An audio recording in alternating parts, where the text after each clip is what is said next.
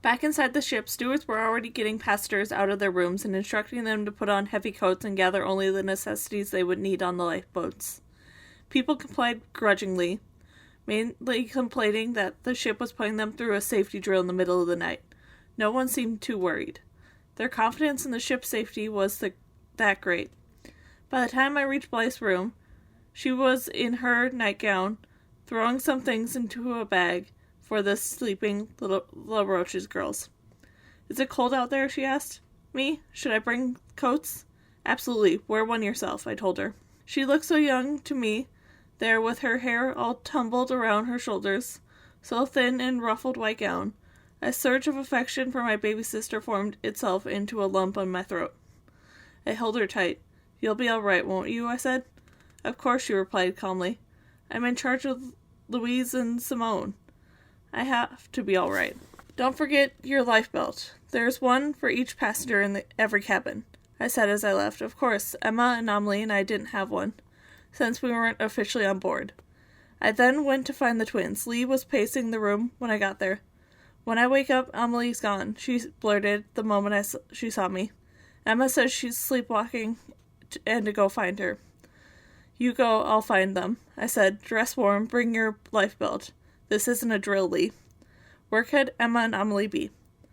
Would they get to the lifeboats on time? Mr. Stead said he was worried that there wasn't enough of them. I decided to look for them on deck. Thad was there to meet me. "Where's your coat, your things?" he asked. Where are yours?" I countered. "I never got to my room because I couldn't wake Tesla up. I only left him so I could meet you. But I have to go back for him. I have time because we're loading women and children first. You should get to the boats right now." I spied Mimi still in her wedding gown, with a heavy coat over her shoulders. "Where's Blythe and the twins?" she asked, rushing up to me and Thad. I looked around. I pointed to Blythe, who was already on a boat with Juliette LaRoche and the little girls. Mr. LaRoche stood on deck, handing his wife the bag Blythe had packed and some other supplies. Juliette lunged forward and wrapped her arms around his neck. I could tell he was mumbling words of adoration for her, and he steadied her back down the boat. After that, the tending officer gave a signal and the boat went lowered out of sight. "Amelie is sleepwalking," I told Mimi. "Emma's gone to find her." I never heard Mimi swear before, but she did right then. "Where could they be?" she asked, turning in circles in search of them. Victor joined us, also still dressed in his wedding tuxedo. "Mimi, find a place in the next boat," he urged. "I can't go until my sisters are safe," she told him. "Yes, you can," I said. "No, I'm the oldest. I'm in charge. I just can't." "They'll be all right. I'll see to it," Victor promised. "Hey," Thad cried, suddenly pointing. We turned, and they were instantly bewildered. He was pointing at an old woman in a large flowered nightgown, wearing a ruffled cap and getting into the lifeboat.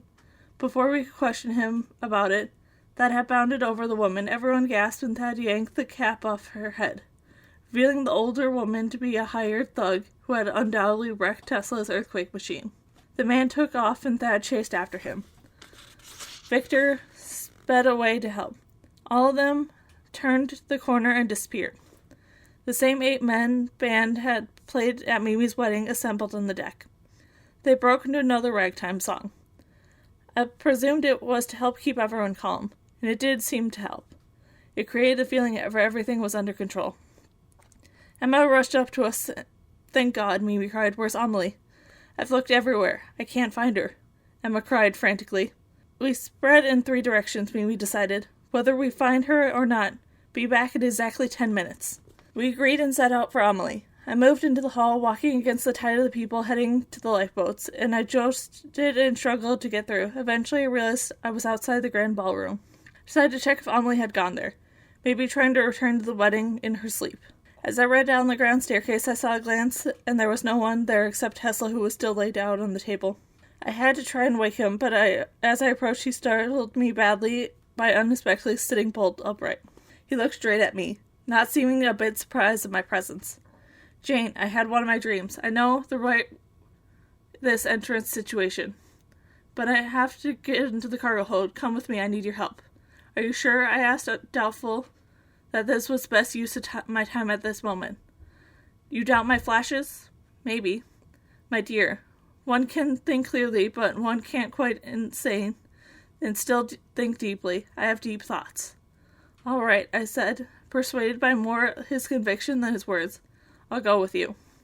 At the top of the staircase, I met Thad. His face was boldly scraped, but he got away again. He reported Victor gone back to wait for Mimi and the force her onto a boat if he can. Come, Thad, Tesla said. We need you too. The device is very heavy. We knew that the cargo hold was below 3rd class, so we headed down. When we got there, we encountered a locked gate and barred our way in. When I saw through, the horrified me.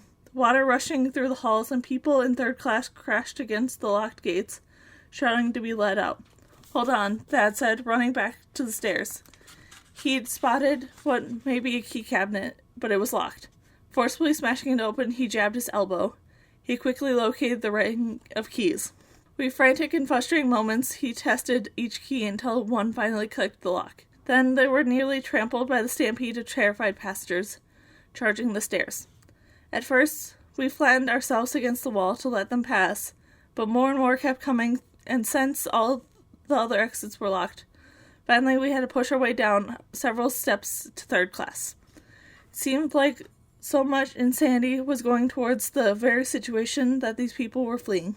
The knee-deep water was frigid and instantly steeped into my shoes and soaked my dress. This way, Tesla directed us, sloshing through the torrents of freezing water. We followed him in the flooded cargo hold, an immense warehouse-like room, where cars, furniture stood side by side. Boxes and trunks were already broken apart, their contents floating in the colorful seaweed, and open jewelry boxes sailed by, with dazzling contents, sapphires, rings, diamond bracelets, golden earrings, and in need of rescue by the passengers above. There was no time to pay attention to it. Tesla found what he was seeking, a very large crate, stacked high atop the other crates. Thank God, it's not wet, he cried. Thad jumped up some boxes and began pulling at the crate, but it was too heavy. Tucking the hem of my skirt into my waistband, I stumbled up to help him. Here, I found this, Tesla called, reaching to hand me a crowbar. Don't try and bring the crate down, it's too heavy, and it will get wet. Just open it up. It will work as well as the horizontal position. Thad took the crowbar from me and began cracking open the slat wood. What is the machine? I shouted down to Tesla. Haven't you guessed? Yes? It's my time machine. I'm going to transport the entire ship forward in time so the other ships will have a chance to get here. Surely the Titanic has set out calls for help by now. They have, Thad confirmed. The Carpathia is not far, but neither is the California. They can be reached before they resume their morning telegraph operations. The captain has sent out a number of flares. Could we send the ship back in the past and change what happens? I asked. Theoretically, maybe, Tesla answered, as he began to climb up the boxes to us. But I don't know how to do that yet. I can only go forward. We got the crate open. Tesla slowly climbed alongside of it. Thad helped and pried open the door. Inside there was a chamber big enough for 2 or 3 adults. Normally one would enter the chamber, but in this case, I'm going to turn it high and open the door. Hopefully the frequency will emanate out and take the entire ship forward. Will this hurt? I asked. Maybe, he admitted, a little, but it's worth it to have so many people saved. All these steering passengers don't have a chance unless one of the big ships arrive much faster than they will here otherwise. It's just a small hop forward, but it will be significant in the consequences. After that, everything happened so fast. Tesla began turning dials. Thad clutched my hand. Jane, Mimi splashed in the cargo hold. Mimi, why aren't you on the boat? I shouted. I couldn't leave without you. There was a loud humming, and the room became a blaze of blinding, ultra-bright white light. The next moment, I was falling into the icy water, grasping for breath. A chair floated by, and I grabbed onto it, keeping myself afloat. At first, I was so shocked by the freezing water that I couldn't even think. People floated by, many with wide eyes, horror-filled stares. My brain couldn't make out sense of it. Who were they? Why are they floating in the ocean? Where was I? Slowly, my body temperature adjusted to the rational thought and memory returned. It was still hard to make sense of everything. Where was the ship? How could a vessel so enormous have sunk so completely with no sign of it remained? Off in the distance, dark forms hovered in the water.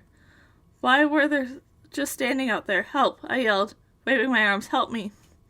Jane, it was Tesla, several yards away. He was floating in the overturned table.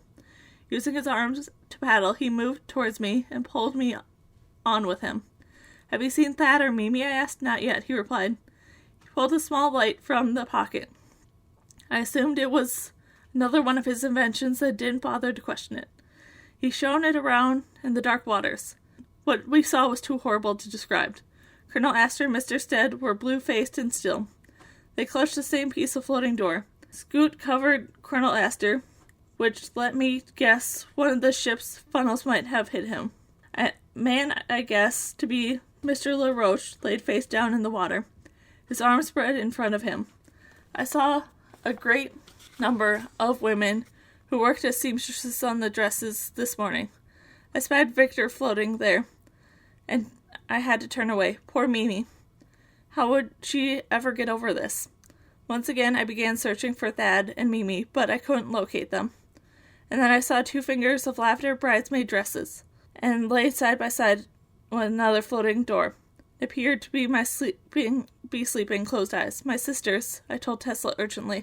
We both began paddling frantically until we were beside them. Tesla reached out for the floating table and felt Emma's pulse and Amelie's. It waited only moments for his response, and it felt like hundreds of years. They're alive, he said, but barely. Help, I shouted, in the dark form of the lifeboats hovering out there. Help, help, help. I screamed until I was hoarse and called out even more. Tesla shone his small light at them. The dim light looked like it matched the flickered burning for a second, and then it was gone. But it wasn't far away by the others. Tesla shone his beam on them, and kept it there until a familiar face came into view. It was Miss Brown. She was rowing. So were her number of other women in her boat. Before long, the lifeboat was close enough, and Miss Brown and the passengers could pull Emma and Amelie on board. I noticed the quartermaster on the boat looking out at the sea, not even acknowledging us. He didn't want to come back for you, Miss Brown explained, as Tesla and I climbed on. So I threatened to throw him overboard. Then these ladies and I commanded the boat. Thank you, I said, my teeth chattering uncontrollably from the bitter cold. Sure thing, Miss Brown replied, and dropped her stable coat over my sisters. Mimi and Thad are out there somewhere, I told her, peering anxiously into the darkness. And Blythe, I had hoped, was still safe on the boat with the LaRoche women. The water was so frigid that we had to find Mimi and Thad. Why wasn't it materialized behind me and Tesla? Where were they? I was sick with worry. Mimi, I shouted, in the black ocean. Thad! I don't see them, but they're in luck, Miss Brown said. Look at that. In the far distance, something glowed and steamed across the sky like a comet. It's a shooting star, one of the rowing women asked. I hope not, Miss Brown said. I'm thinking it's a flare from a rescue ship. Emma opened her eyes and clutched my hand, gasping it, and I sat beside her. It's okay, you're safe, I assured her. No, she said with a chilling quiver. Jane, I don't want to leave. Her voice was so faint I barely heard her. Of course you do, Emma. The ship is coming for us. We're going to be safe. No, not that, she said, shaking her head slowly. Her voice was so nearly inaudible. I had to bend low to hear her. I won't leave, she whispered hoarsely. Then her eyes closed and she had rolled over. Emma, wake up, I shouted. Emma, Emma. She kept shouting until Miss Brown drew me away. She can't hear us anymore, she said softly. She's in a better place. No, I shouted, tears exploding from my eyes. Emma, no. I don't want her to be in a better place. I want her to be with me right there in the freezing lifeboat alive.